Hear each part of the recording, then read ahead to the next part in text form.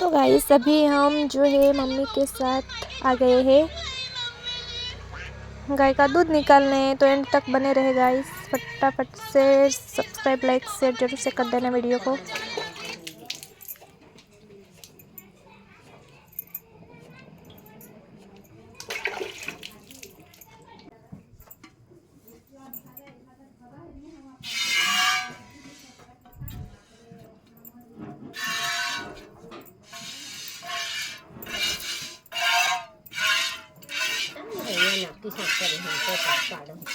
पप्पा वायलाच कर काढा हवा એટલે જોતો રીતે જ હવે